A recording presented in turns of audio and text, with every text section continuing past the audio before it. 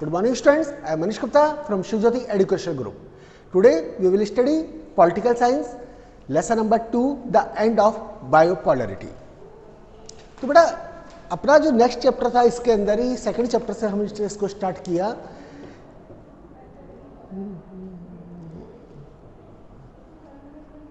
और इसके पहले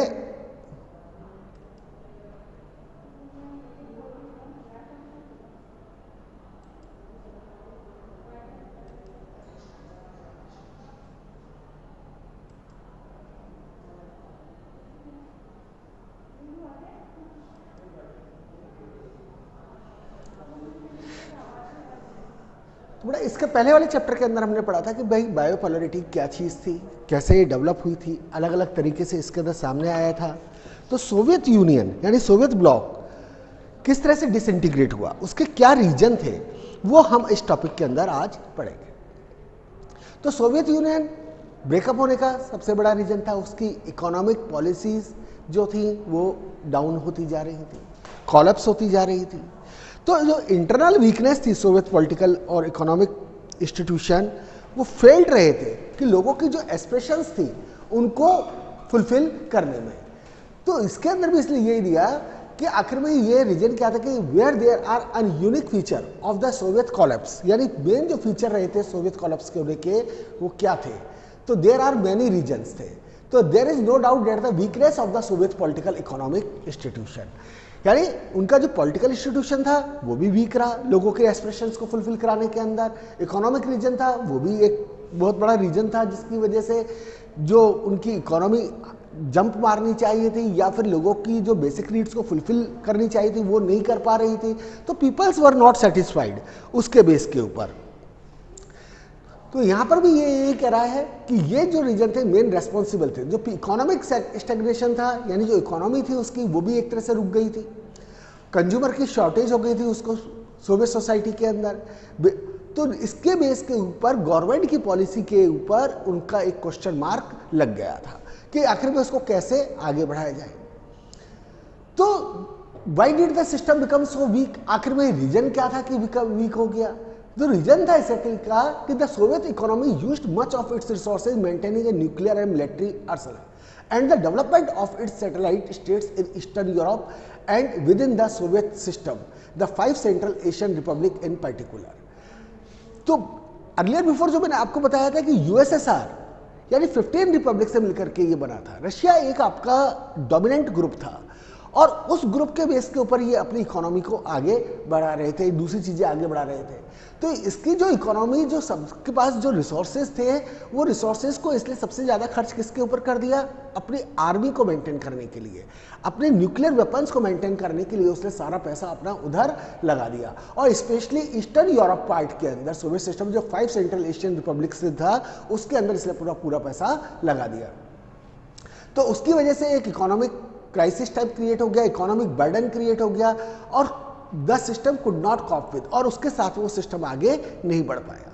यानी इकोनॉमी का जो उसके पास में जो पैसा आ रहा था वो सारा का सारा उसका मनी किधर ट्रांसफर हो रहा था, आर्मी को मेंटेन करने के अंदर, न्यूक्लियर वेपन को मेंटेन करने के अंदर। क्योंकि बिकॉज यूएसएसआर की जो कंपटीशन था वो किससे था, यूएसए से कंपटीशन था और वो वेस्टर्न कंट्रीज से भी अपने आप को मैचअप कराना चाहता था। तो at the same time the ordinary citizens became more knowledge about the economic advancement of the West. तो ये भी एक रीजन था कि जो ऑर्डिनरी सिटीजन थे वो और भी ज़्यादा नॉलेज लेना चाहते थे कि भाई आखिर में वेस्ट है जो वेस्टर्न कंट्री हैं वो उनसे आगे कैसे बढ़ रहे हैं। तो they could see the disparities between their system and the system of the West. दोनों सिस्टम को उन्होंने कंपेयर किया, ये वेस्टर्न यूरोपियन सिस्टम और दूसरा सिस्टम तो दोनों को इन्होंने मैचअप करके देखा। तो उन्होंने इस बेस के ऊपर देखा कि हमारी इकोनॉमी जो है इस बेस के ऊपर काफी ज्यादा कॉलैप्स हो रही है। नेक्स्ट इसके अंदर कह रहा है they could not see the disparities between the system. तो after year of being told that the Soviet system was better than western capitalism, तो उस समय बात देखने आ कि भाई वेस्टर्न के उस इसके ऊपर सोवियत सिस्टम अच्छा था, लेकिन रियलिटी के अंदर जो बैकवर्डनेस थी came as a political and psychological shock. Paper के ऊपर देखा जाए तो सिस्टम बहुत अच्छा लग रहा है, लेकिन जब उसको प्रैक्टिकली बेसिस के ऊपर देख रहे थे तो वो काफ़ी ज़्यादा पिछड़ा हुआ नजर आ रहा था। किसके कंपैरिजन में? वेस्टर्न कंट्रीज के कंपैरिजन में। तो Soviet Union had become stagnant in an administrative and political sense as well. अब साथ में जो यूएसएसआर था उसका एडमिन सिस्टम भी काफ़ी वीक हो गया था, पॉलिटिकल सिस्टम भी उसका वीक हो गया था।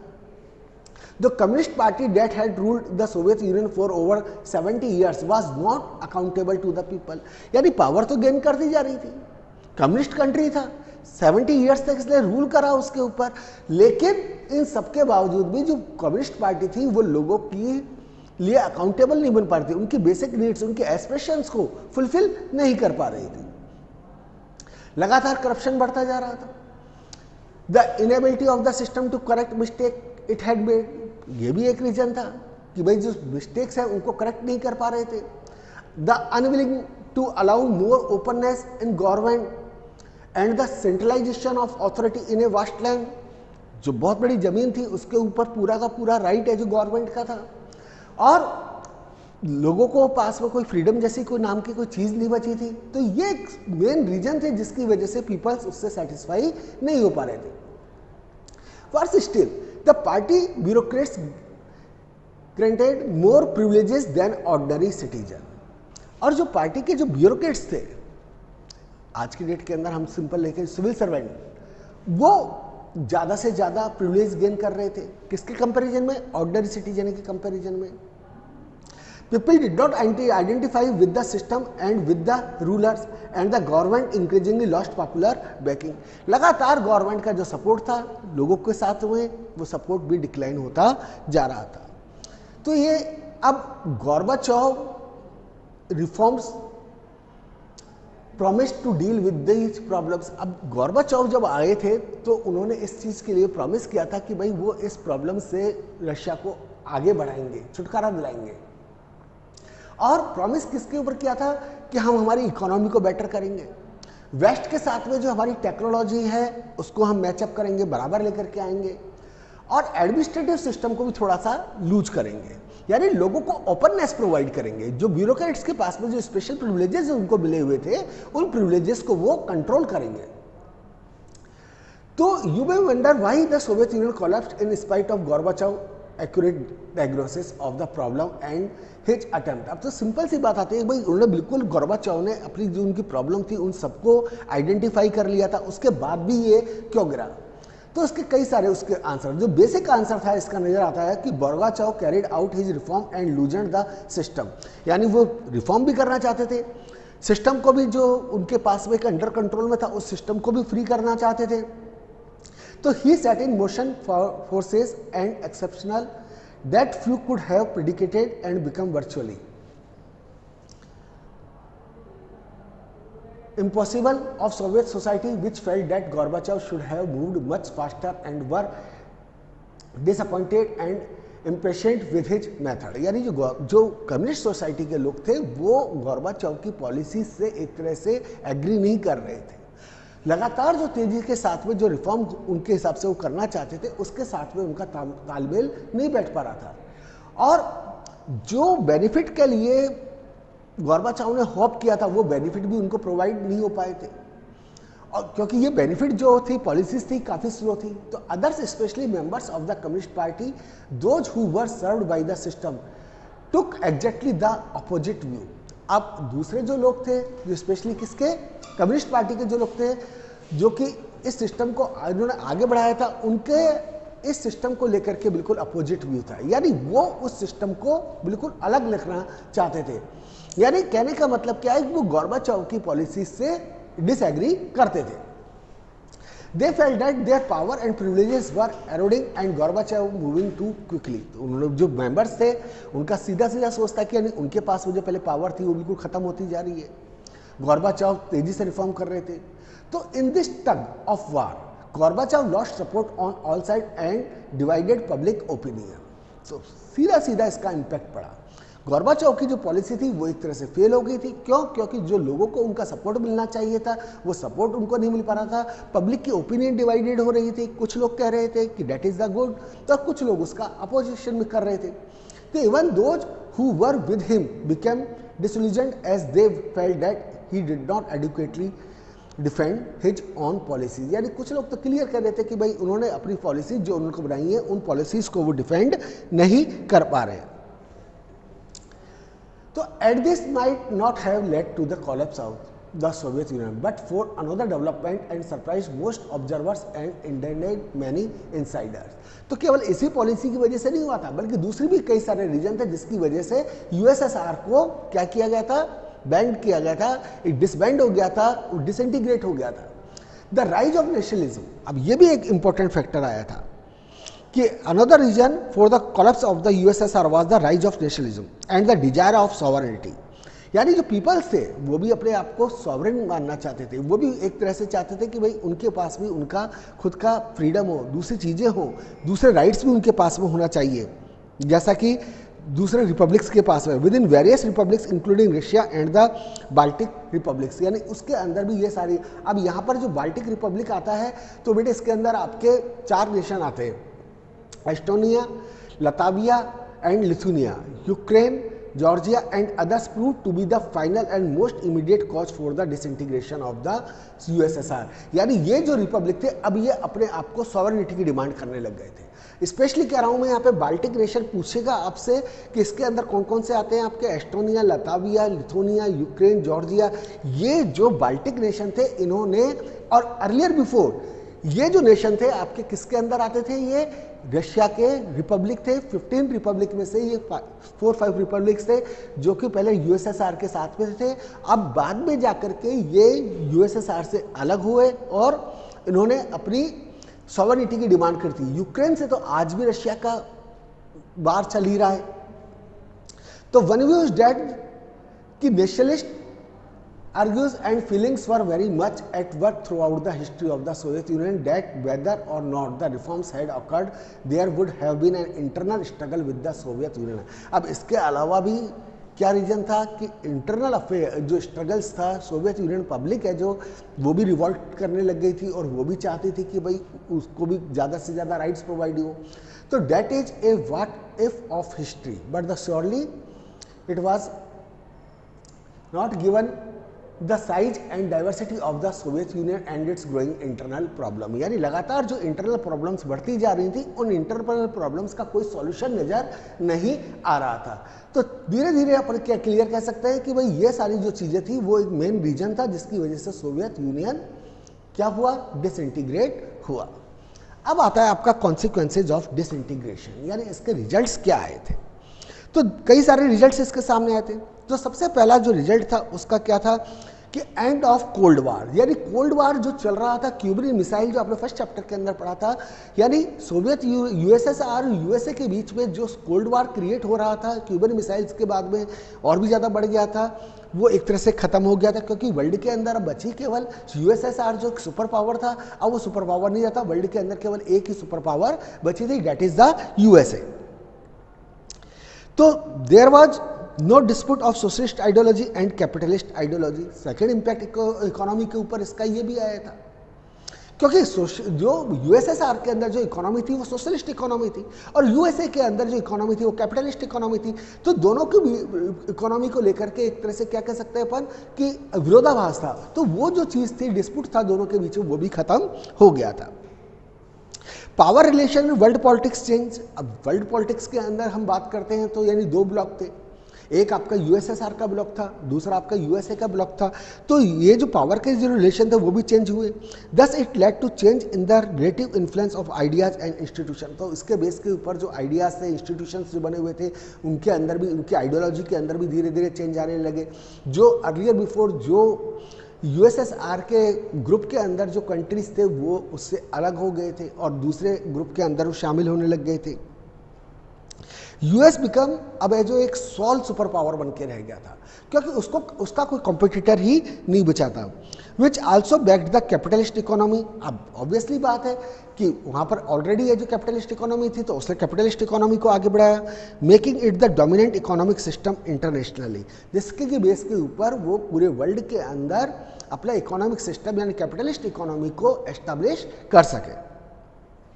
The end of the Soviet block paved way for the emergence of many new country. अब जैसे ही ये जो क्या ये सोवियत यूनियन डिसइंटीग्रेट हुआ, अब उसकी बेस के ऊपर क्या हुआ कि बहुत सारे जो नए कंट्रीज थे वो इमर्ज हुए थे, जैसे कि आपके बाल्टिक नेशन के अंदर जो कंट्रीज थे, earlier before these kinds of countries were the part of the USSR, now they became independent and sovereign country. तो ये जो कंट्रीज थे वो भी आपके इमर्ज हुए थे। तो all these country had there on independent aspirations and choices, सबकी अपनी अपनी एस्पिरेशंस थी, अपनी अपनी चॉइसेस थे, जिसके बेस के ऊपर वो अपनी इकोनॉमी को, अपनी पॉलिटिकल सिस्टम को, अपनी सोसाइटी को आगे बढ़ाना चाहते थे। तो द इंटरनेशनल सिस्टम सा many new players emerge, each with its on identity, interest and economic and political difficulties. तो जितने भी इंटरनेशनल सिस्टम थे इसके अंदर जो new player emerge, new player का मतलब बेटा यहाँ पर क्या है, नए नए कंट्रीज इमर्ज हुए थे और हर एक कंट्री की अपनी अपनी आइडेंटिटी थी, हर एक कंट्री के अपने अपने इंटरेस्ट थे, उन इंटरेस्ट को सेव करते हुए वो अपनी इकोनॉमी को आगे बढ़ाना चाहते थे और पॉलिटिकल डिफिकल्टीज को भी सोल्व करना चाहते थे। तो ये था हमारा कॉन्सिक्वेंसेज ऑफ डिसइंटीग्रेशन। अब आता है आपका शॉक थेरेपी इन पोस्ट कम्युनिस्ट रेजिम। अब यानी जैसे ही यूएसएसआर आपका कोलैप्स हुआ, कोलैप्स होते ही एक तरह से झटका सा लगा पोस्ट कम्युनिस्ट रेजिम, यानी अर्लियर जो कंट्री पहले कम्युनिस्ट थे अब वो कम्युनिस्ट नहीं रहे थे, तो उन रेजिम के अंदर क्या क्या चेंजेस हुए उसके बारे में। तो जो model of the transition in Russia, Central Asia and East Europe from an authoritarian socialist system, यानी आपके रशिया के अंदर, सेंट्रल एशिया के अंदर, यूरोपियन के कुछ पार्ट जो कि पहले यूएसएसआर के अंडर कंट्रोल में थे या उसके ग्रुप के अंदर थे, वहाँ पर एक तानाशाही जैसा सोशलिस्ट सिस्टम था, यानी इकोनॉमी भी उनकी सोशलिस्ट थी और जो पॉलिटिक्स थी उनकी वो भी सोशलिस्ट के बेस के ऊपर ही थी। अब वो किस सिस्टम के आगे थे, यानी पॉलिटिक्स उनकी चेंज हुई, सोशलिस्ट से ट्रांसफर किधर हुए, वो डेमोक्रेटिक सिस्टम की तरफ ट्रांसफर हुए। जो इकोनॉमी थी उनकी सोशलिस्ट इकोनॉमी थी वो भी ट्रांसफर होकर के किधर डेवलप हुई, आपकी कैपिटलिस्ट इकोनॉमी के अंदर डेवलप हुई, which was influenced by the world bank, जिसके ऊपर प्रभाव किसका पड़ा, वर्ल्ड बैंक का। और IMF came to be known as shock therapy, यानी ये दो इंस्टीट्यूशंस अब और भी ज़्यादा पावरफुल हो गए थे, IMF and world bank. World bank यानी पुअर कंट्रीज को लोन देना है, IMF आपका इंटरनेशनल मॉनेटरी फंड है, उसका भी वर्क यही था।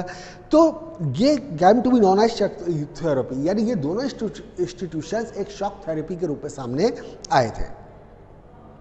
The process of transition was due to the collapse of communism. अब ये जो ट्रांजिशन था उसका पीछे सीधा सीधा रीजन था कि जो कम्युनिज्म था वो खत्म हुआ था, यानी communist form of government collapse कर गई थी।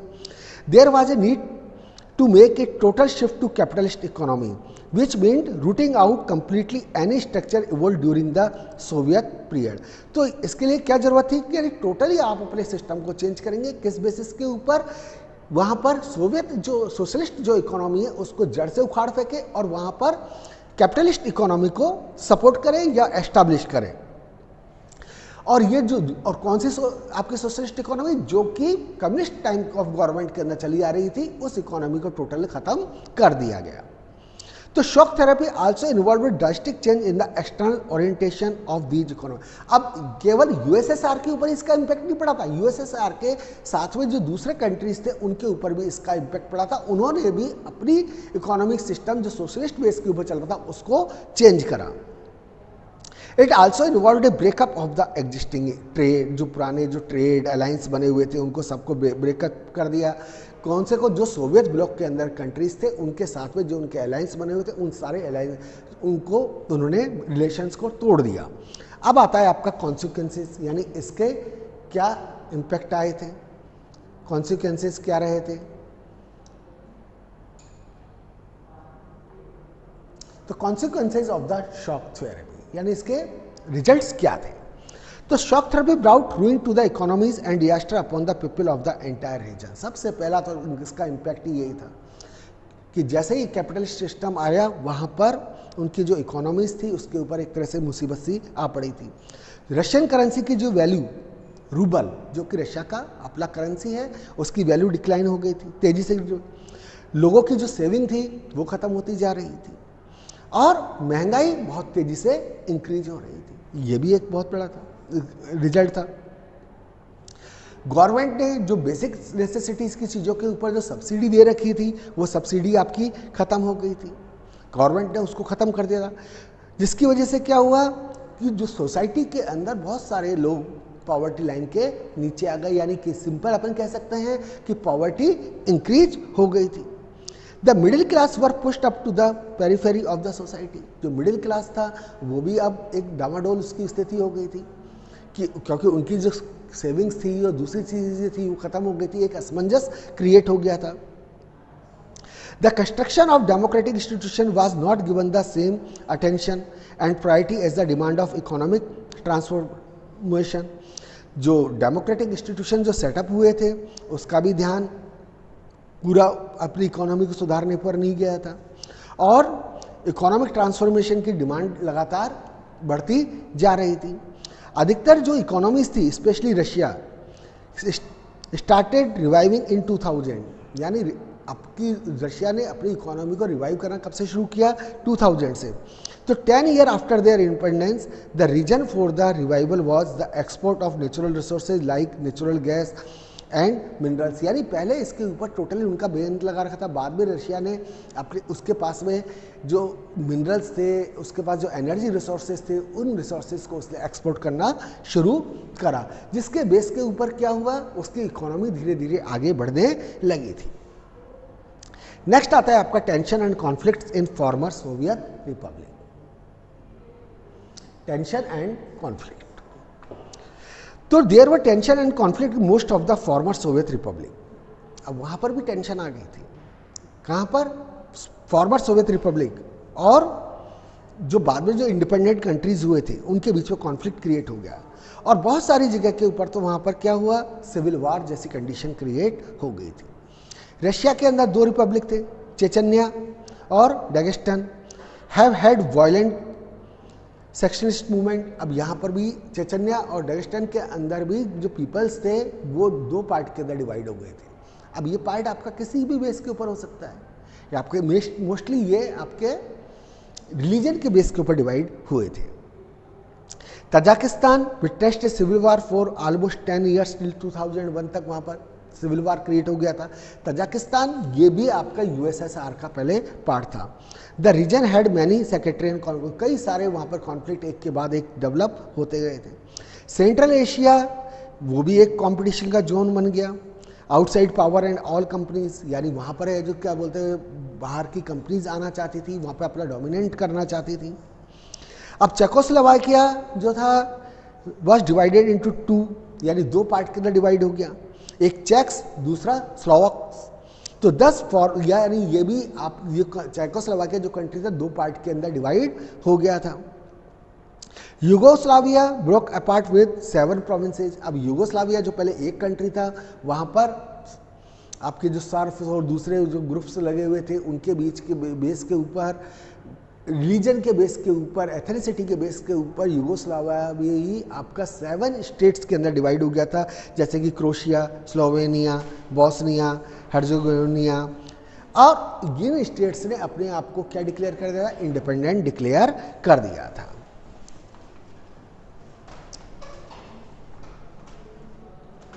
अब आता है आपका India and post communist countries. Last topic है आपका। तो India has maintain good relation with, और जितने भी पोस्ट कम्युनिस्ट कंट्रीज थे, यानी वो कंट्रीज जो कि बाद में डेवलप हुए थे, उन सबसे इंडिया ने बेटर रिलेशन रखे थे। लेकिन सबसे अच्छे रिलेशन हमारे किसके साथ थे? रशिया। बेटा मैं पहले भी कह चुका, रशिया और यूएसएसआर को दोनों को एक साथ इंक्लूड मत करना, कि रशिया जो है एक रिपब्लिक पार्ट था यूएसएसआर का, वो उसका डोमिनेंट ग्रुप था, इसलिए इसको रशिया बोल देते हैं, और बाकी और कुछ नहीं है। तो इंडिया के रिलेशन रशिया के साथ पहले से भी अच्छे थे। तो India relation with Russia are important aspects of India foreign policy को भी एक मेन मुद्दा था। तो इंडो रशियन रिलेशन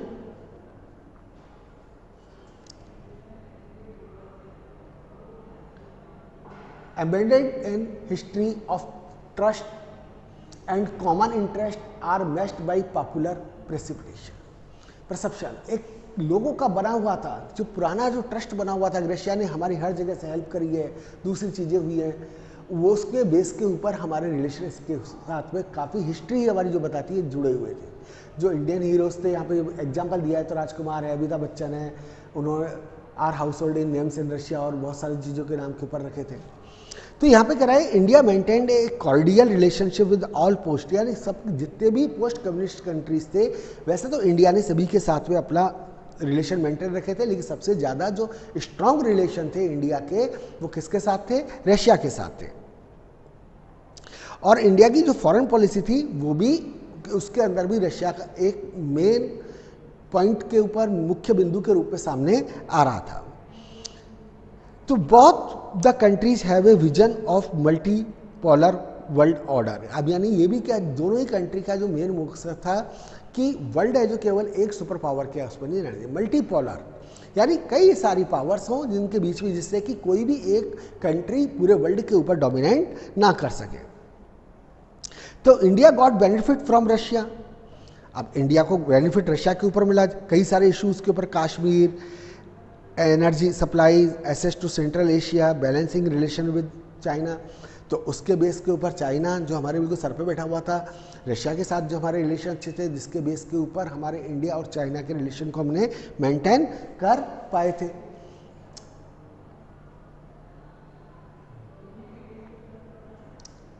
और कई सारी चीज़ों को हमने डेमोन्स्ट्रेट किया था। तो India stand to benefit from its relation Russia in issue, जो कश्मीर एनर्जी सप्लाई के ऊपर जो हमारा रिलेशन था, टेररिज्म को ऊपर लेकर के, उसके अंदर भी हमें रशिया का सपोर्ट मिला था। तो लास्ट के अंदर ही कहता है Russia stands to benefit from its relation because India is the second largest arms market for Russia. एक ये भी रीजन था, उसकी रशिया की इकोनॉमी भी हमारे ऊपर डिपेंडेंट हो रही थी। क्यों? क्योंकि इंडिया जो है आर्म्स का, वेपन्स का पूरे वर्ल्ड के अंदर सेकंड नंबर का खरीदार था, और हमारे इंडिया के जो आर्म्स थे, वेपन्स थे, वो सब किससे आते थे? रशिया से हम परचेज करते थे। तो both countries have collaborated over many scientific projects. Thank you students.